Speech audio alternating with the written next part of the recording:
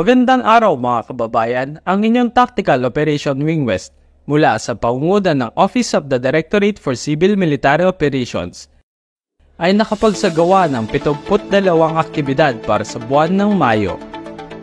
Muling naging kaakibat ng ating wing sa ginanap na Save the Puerto Princesa Base Project Episode 9 sa Barangay Mandaragat, Puerto Princesa City noong ika-4 ng Mayo.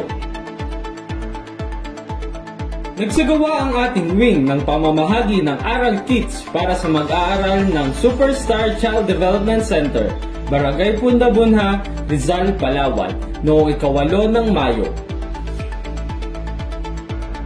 Nakilahok ang ating wing sa ginanap na Sepak Takraw Competition, kaalinsabay sa selebrasyon ng Mongol Festival sa Barangay Alfonso, Quezon, Palawan, noong ika-9 ng Mayo. Nakibahagi ang ating wing sa ginanap na mass blood donation ng Ospital ng Palawan noong ika-9 ng Mayo.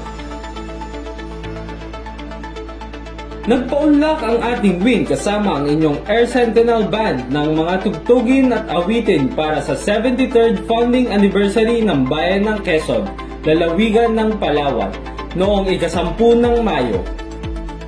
Dinaluhan ng ating wing ang sinagawang Unit Prayer and Fellowship ng In His Love Church sa Barangay Mabini, Puerto Princesa City, noong ika-12 ng Mayo. Nakilahok ang ating Tawe Shooting Team sa ginanap na City Directors Cup na isinagawa sa Palawan Provincial Police Office Firing Range, Barangay Tinigiban, Puerto Princesa City, noong ika-4 hanggang ika-5 ng Mayo.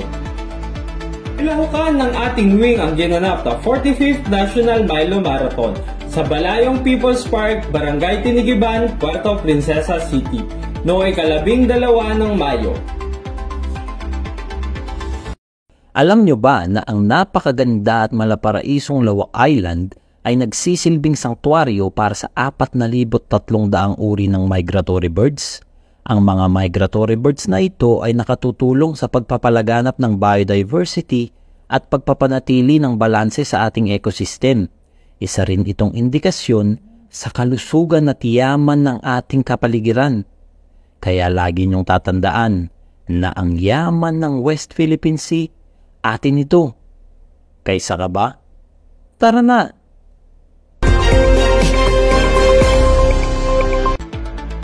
Pinaunlakan ng ating wing ang isinagawang oath-taking ceremony para sa mga bagong officers at members ng Supreme Student Council Society of the Philippines, Palawan Chapter, na ginanap sa Abab Marquez Hall, Barangay San Miguel, Puerto Princesa City, noong ika-12 ng Mayo.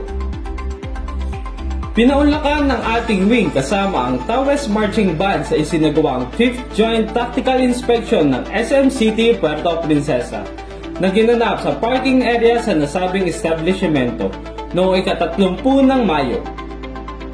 Dumalo ang ating wing bilang resource speaker sa ginanap na Career Guidance Culminating Activity para sa mga mag-aaral na nagtapos ng Grade 10 sa Ramon V. Midra Jr. National High School, Barangay Iraan, Rizal, Palawan, noong ika-15 ng Mayo.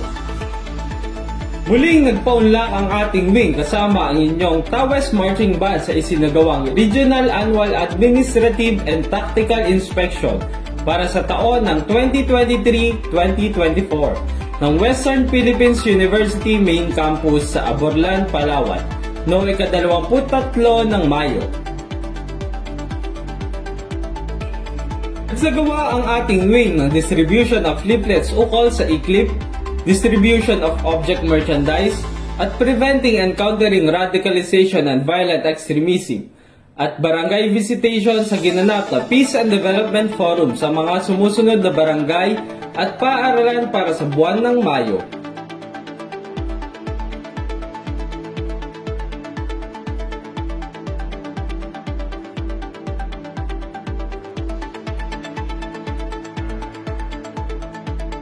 Muli, ako po si Erman Landicho, nagbabalita mula sa Tactical Operation Wing West.